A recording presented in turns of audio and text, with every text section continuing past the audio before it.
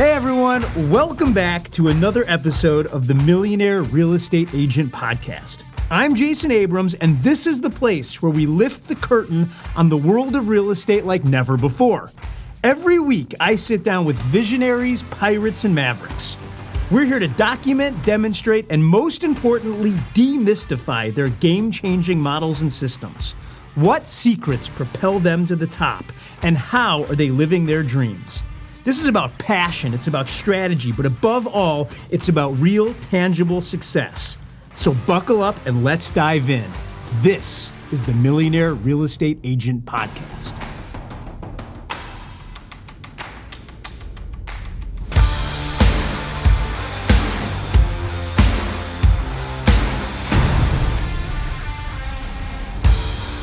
You ever meet somebody, friends, and the more you hang out with them, the more you just like them? You can't put your finger on it. You just know they have an amazing energy and they have the ability to make you smile. That, for me, is Christie Cannon. Since 1985, Christie has been running through the residential real estate industry and leaving her mark. Currently, this team is selling over 750 homes a year, but her journey to get there, it is an amazingly unique one. Friends, buckle up and get ready. This is Christie Cannon.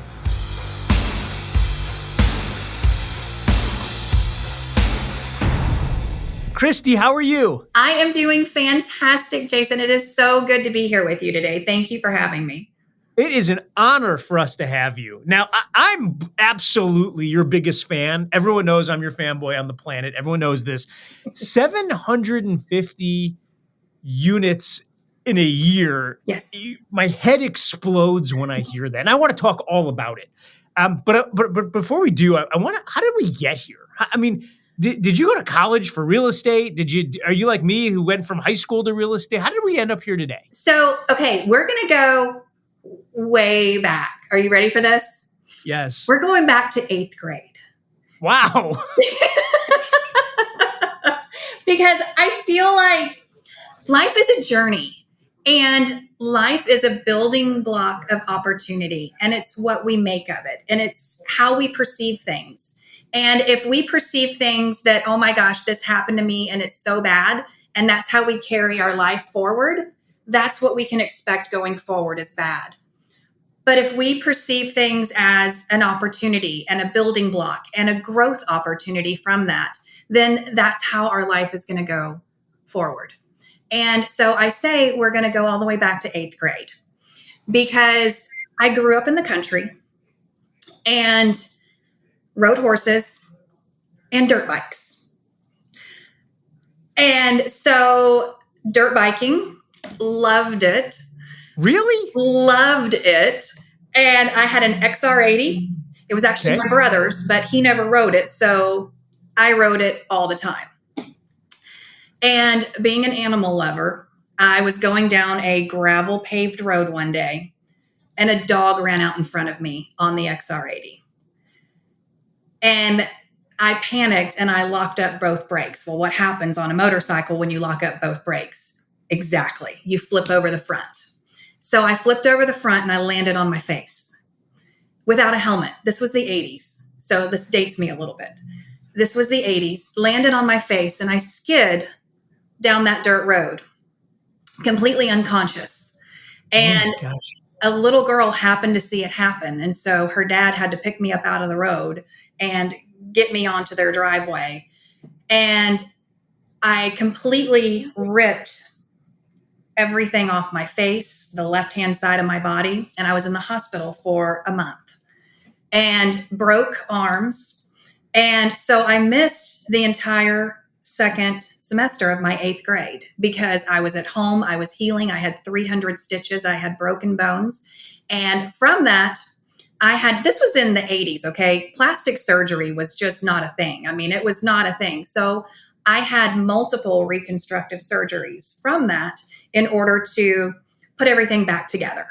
And so that's kind of where all of this starts. I feel like that was, 8th grade, come on, we're in middle school. I have 300 stitches. I was, horribly grotesque. And it was awful. And so the kids were, I was Frankenstein. I didn't have a face anymore. My limbs fell off. I mean, all of the things that were being said, it was tough. So going into ninth grade, into high school, having come from that, and then growing through that and going. So that was kind of the start of how am I going to perceive life? How am I going to do things? So I decided after having, you can still see scars, you can still see all of the things from this. And so I decided that after I got out of high school, I went into modeling. What? That's my backup plan in case real estate doesn't work. So, this is amazing. So I went into modeling, and you have no idea how many no's. No, we would have to do too much airbrushing. No, we don't have the ability to touch that up. No. So rejection, right from the get-go. So I ended up partnering with a department store, and they started flying me out all over the to different states. They started flying me out and having me do all of their back end, like for buyers, where I would take the dresses and I would select the models, and we would just do these little back end shows. I did little commercials, nothing fancy, but I was doing what I wanted to do. And this was right after high school, as we were going into things. And so the rejection from that and just trying to overcome what had happened, I think me wanting to go into that, it wasn't because I wanted to be a superstar. It was because I wanted to prove to myself that I'm okay. I'm not these things that everybody defined me to be. That's not who I am, and that's not who I'm going to allow myself to be.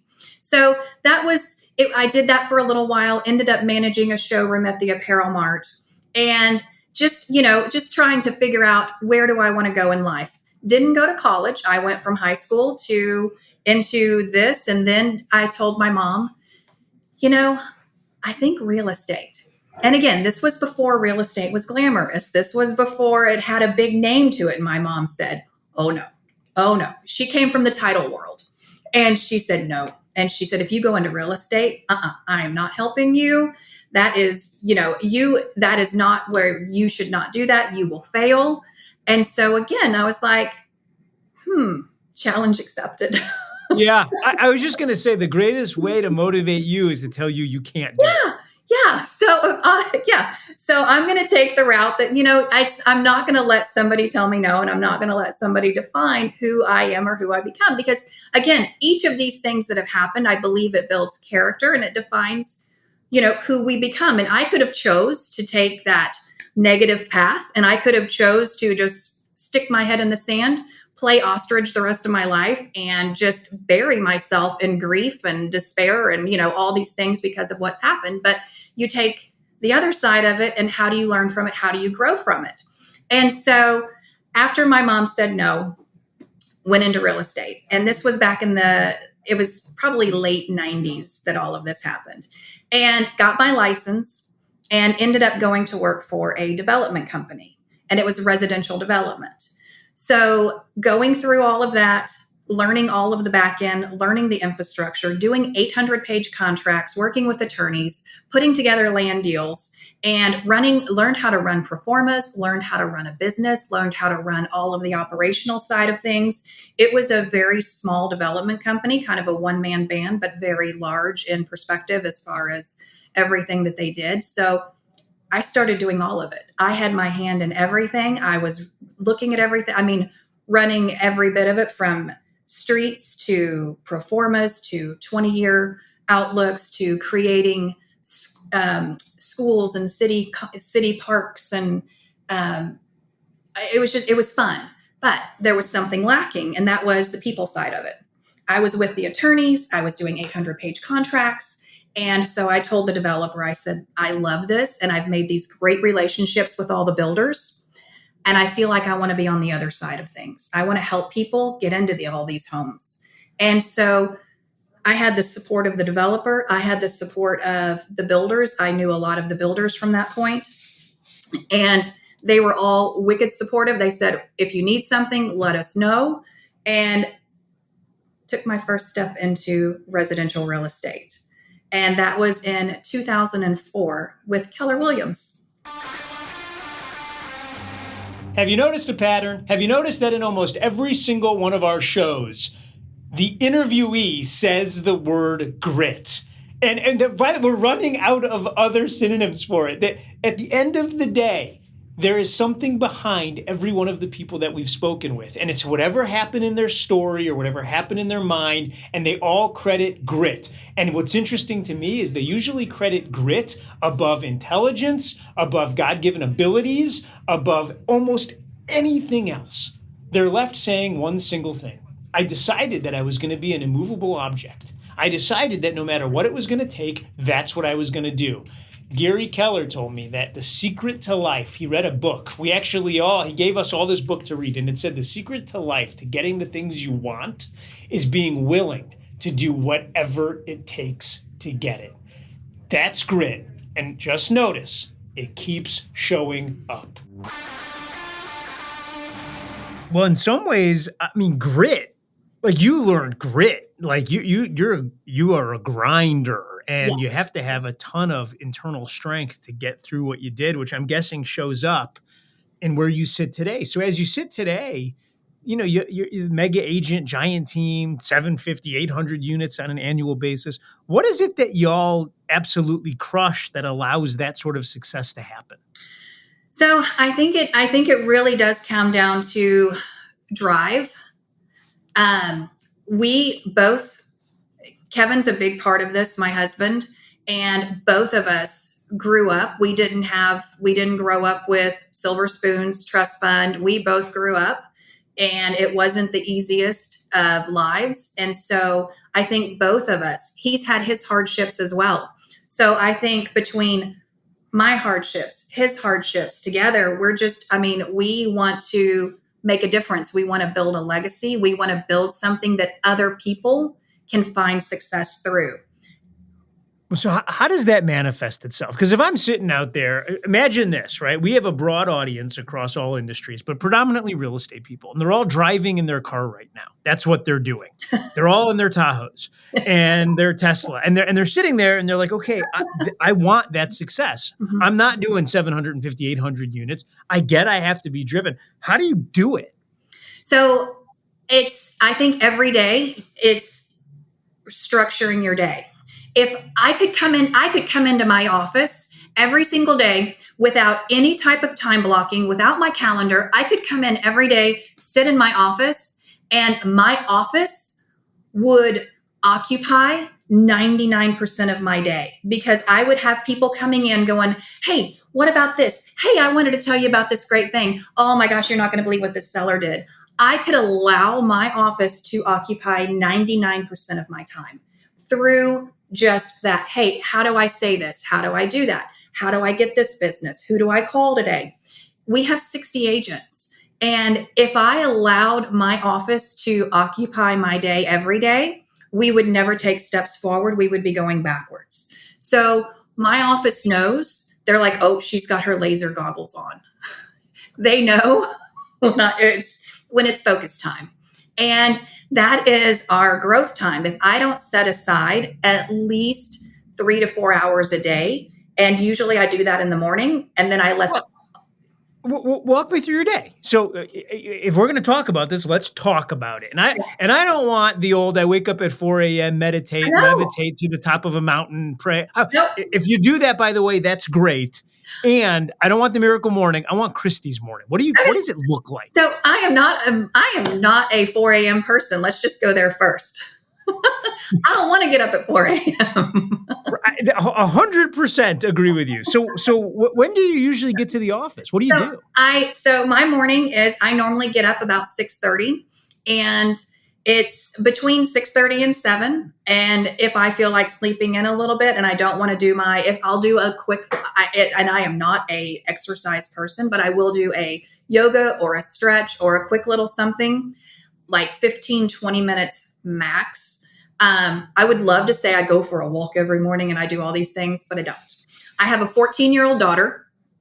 And so I do my quick little thing in the morning and get myself ready, make sure she's getting ready. I normally get to the office because her drop off is between 8:30 and 8:45. So I normally get into the office at 9 o'clock.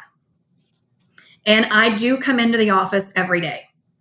And I feel like we're much more productive every day at the office, because if I work from home, I have a housekeeper coming in, I have Amazon, I have UPS, I have who knows trying to sell me something at the front door. It's so distracting. And then I get distracted with, oh, I'm just going to do this really quick, or I'm going to open this up really quick. It's very distracting. So I like coming into the office every day.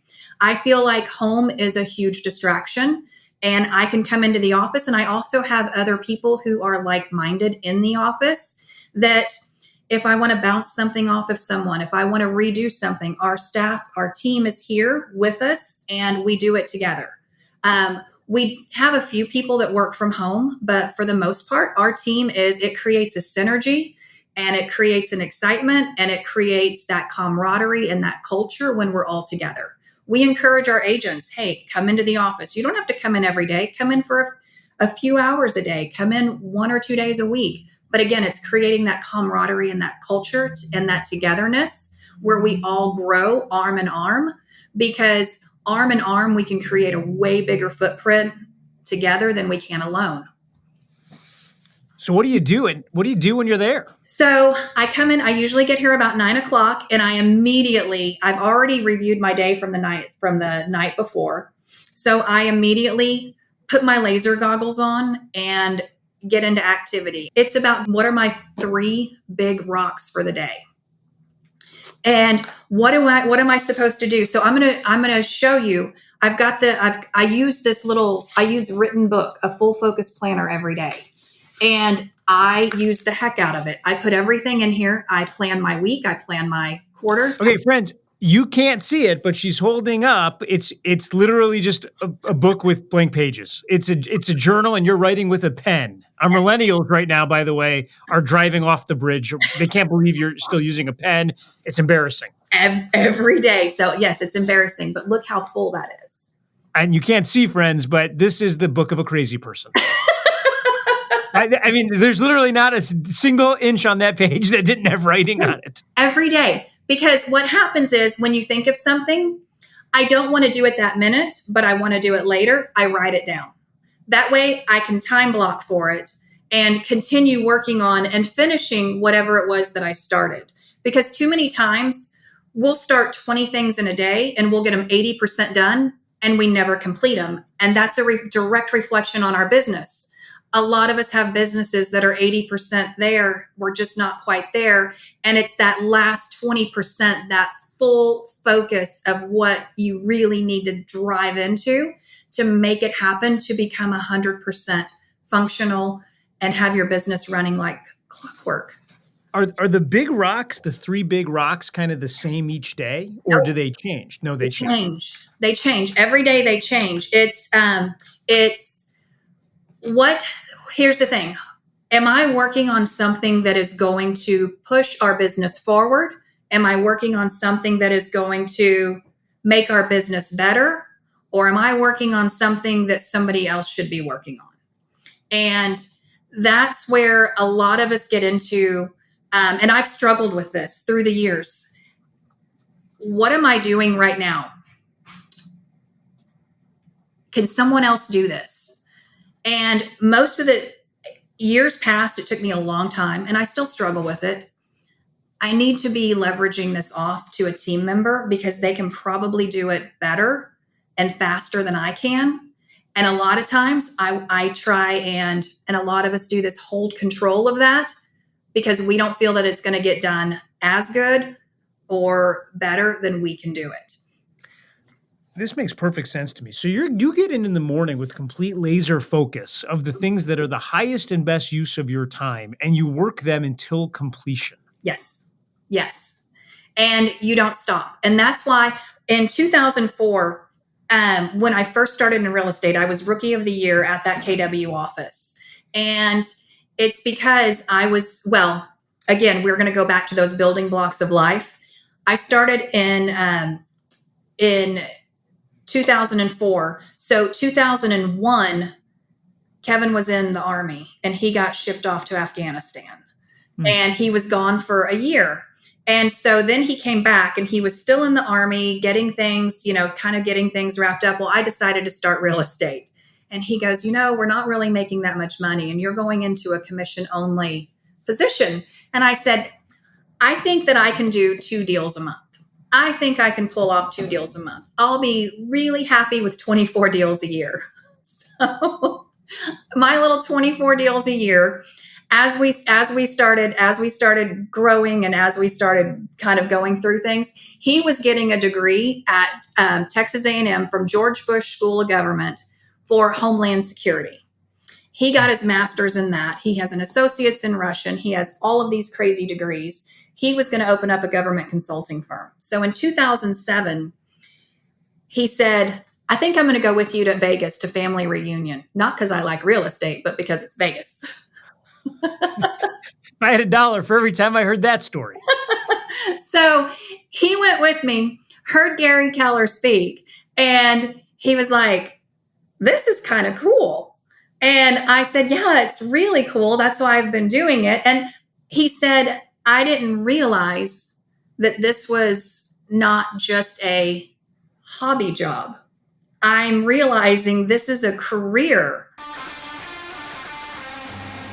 Okay, don't be triggered by the fact that Christie's husband says, oh my gosh, this whole real estate thing isn't a hobby. This might actually be a career. I want you to know that's more common than you think. And here's what I know. All the missing people in our lives, the ones that we need in our businesses, they're right in front of us. They're the people that are in our databanks. In Christie's case, it's her husband. He's got all these amazing skills and he's sitting right there. So why isn't he in the business with her from day one? He had to have his moment. When you bring people along on the journey, they tend to get to where you want to end up. If you don't bring them along, you get there and they don't. Here's my question for you. Who is in your database right now that could literally come in and change your business or change your life? Is that person literally sitting across the kitchen table from you every day? Or is it a past client from 3 years ago? All the leverage we need is right there. The question, will you invite them to go on the greatest journey in the world, which is your life, with you? Or are you helping them without being on that journey? There's no wrong answer. But Christie forces us to think. Are we inviting the people that are closest to us along on our journey? Number one. Number two, who in our database do we need to be talking about our businesses with? And most importantly, number three, do you know where you're going? Because if you don't, it's really difficult to invite people to go there with you. So laser focusing on prospecting. I would prospect every day. It might be 10 hours a day. If I didn't have an appointment, I wouldn't stop that day until I had an appointment, because I had to make sure that our family was taken care of until I got a commission check. So every day, some weeks was 7 days a week, it was making sure that I had the ability to provide for the family during that time. So it wasn't an option. It was a must. So today, because I totally get waking up and feeding your mind with the right stuff. I totally get grit and drive. I totally get focusing on the big rocks. How do you produce enough leads to sell 750 houses? Okay, so this is where I start getting a little fiery and passionate, because our database has 50,000 people in it. And that's from everyone that I've met since 2004, every transaction, every person, every referral is in that database. And based on our database, we should be closing 1,700 deals a year out of 50,000. We should be able to turn off that spigot of lead flow, and we should be able to serve our database alone through 36 touch, through day-to-day communication, but we don't. Why not? Because not everybody has that drive and that grit and that motivation. Okay, let's pretend I do. What do I do right now?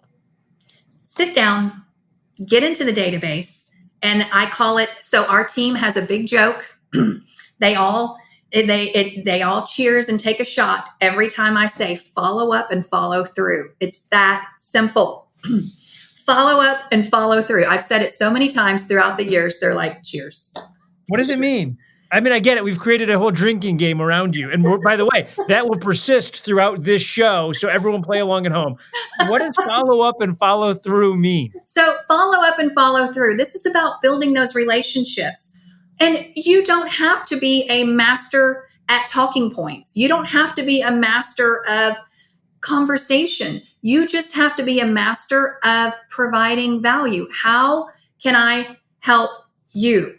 Understanding someone's story. Do they own a house? Do they want to own a house? Great. You want to own a house. Awesome. Let's talk about this. This is where interest rates are at right now. Let's go through a calculator and see what that looks like. What is your purchasing power today? What do you need? What do you have saved? Let's walk this through. Let's outline this. If you can't buy today, let's look at what that looks like. Okay, awesome. You don't have to share your finances with me, but how much do you need to save each month going forward?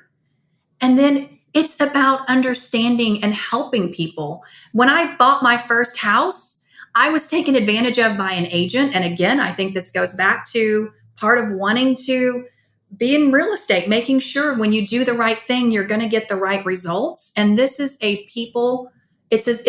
you're serving, you're providing value. And I love helping people. I want to help them overcome. I want to help them achieve. I want to help them find that American dream. I'm going to fight the urge to complicate it by even continuing the discussion, because I'm never going to improve on what you just said.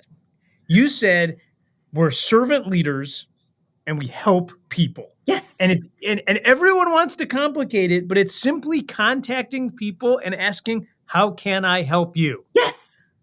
And okay, so last question before we get into the lightning round. Why is everybody else making this so damn complicated? Because it's not, they overcomplicate it when it's so simple. You just sit down and you have these conversations. We have all of the tools and resources through Command. We have all of these amazing tools and resources, but people want to try, and they're always looking for the bigger, the better, the easier. What can I do I don't want to sit down and talk to people. I don't want to do that.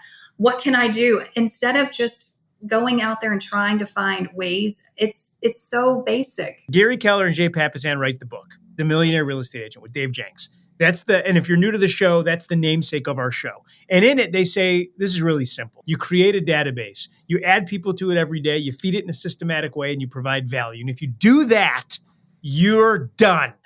Everything else is conversation. Yes. And that's what you're teaching us. Christie, I love the simplicity and I love your clarity. I love your grit. I love your drive. We would like to invite you to join us in the lightning round. Now, we will ask you a series of questions. We want the first thing that comes to your mind. Will you join us? This is going to show how much of a genius I am not right now. Christie, what is your favorite color?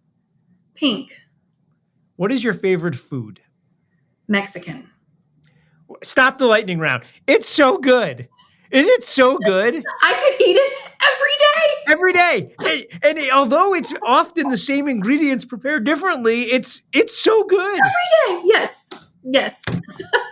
Commence the lightning round. What's your favorite sound? What sound do you love to hear? A running shower. Stop the lightning round. We've asked that question to so many people. Never have we received that answer. I just want you to know. Back into the round. So you listen to podcasts other than this show and some of the others. Mm-hmm. Is there a podcast that you would tell our audience you really enjoy and they might want to give a listen? The Millionaire Real Estate Agent with Jason Abrams. There it is. Friends, if you can't improve on it, you just always say the host who's interviewing you at the time. It's a great strategy. Is there a book that you've read or that you've listened to? It doesn't have to be your favorite. It doesn't have to be the newest, that you just, it played an impact in your life and you think our audience should check it out? Absolutely. And I've gone back and listened to it time and time again. There's a revised version of it. Mike Malkowitz. And I always want to say Wachowski from Monsters, Inc., but Mike Malkowitz, Clockwork. And Great. there's Clockwork Revised Edition. I have gone back and listened to it time and time again because it's about making what I do today is so different than what I did 10 years ago. 10 years ago as an agent, I was out there with the families doing all of the things. Now I'm trying to make a business run and trying to help create opportunity within and trying to make things run smoothly and streamlining everything. And so listening to this book has been huge. I had it on actually this morning, listening to it again, because every time I listen to it, I pick up something new that I write down in my Remarkable that I want to implement and say, we could streamline this even more by doing this process. So that is one of my go-tos. And I think I've got all of his books on my Audible. Christie Cannon, you are a friend to all real estate agents and an absolute juggernaut in an industry full of juggernauts. Thank you for everything you're doing for the industry. Thank you so much for having me. Thank you. I appreciate it. Very grateful. I love it. I love it. I love it. That's why I do this show. I've been friends with Christie for more than a decade. I did not know the story of her falling off the motorcycle. By the way, I see Christie 4 or 5 times a year, give each other a hug. I've never noticed any of the scars that she talked about. I think she's absolutely stunning both inside and out. And I think the way that she describes how her world has evolved is a lesson to all of us. Friends, the things that either happened in your past color the way you feel about the future in a positive or negative way. Whether it's positive or whether it's negative, that's the choice. That's the beauty and that's the genius of Christie Cannon. You see, all of it begins with a choice. Gary Keller is fond of saying that happiness is a choice. It's a gift that you give yourself on a minute-by-minute basis. Nobody can take it from you, and nobody other than you can give it to you. I believe what Christie said is almost the same thing. I look back, things have happened. Did they happen to me or did they happen for me? The choice is yours. Friends, think about your life and the moments that you've lived through and ask yourself, are they serving you today the way that you remember them, or are they working against you? And then choose to have them serve you. Go forth and do likewise. There it is. That wraps another episode. Friends, I don't know what you're taking out of this. I really don't. I'll tell you what I want you to be taking out of it, which is these are the people that are having tremendously big lives. And the reason it's happening is because they're setting up the models and systems to do just that. Gary Keller told me that leadership is teaching people how to think so that they do the things they need to do when they need to do them, so that ultimately they get the things they want when they want to have them. And that's what I want for you. You're all leaders. But it begins with leading ourselves. If you're enjoying this podcast, I want you to click the subscribe button anywhere that you get your podcasts. We want to be the voice in your head every single week. And every week we're dropping new content. We also send out a newsletter at the conclusion of every show to make sure that you get the highest points in the models and systems that were discussed. So if you want to sign up, I need your name and your email address. Head over to the millionaireagentpodcast.com. millionaireagentpodcast.com. Enter your name and your email address, and every week that newsletter will be in your box. Friends, you just went on a journey. I hope that what happens between now and the next time we meet is absolutely wonderful for you. Thanks for listening. I'll see you next week. This podcast is for general informational purposes only. The views, thoughts, and opinions of the guest represent those of the guest and not KWRI and its affiliates, and should not be construed as financial, economic, legal, tax, or other advice. This podcast is provided without any warranty or guarantee of its accuracy, completeness, timeliness, or results from using the information.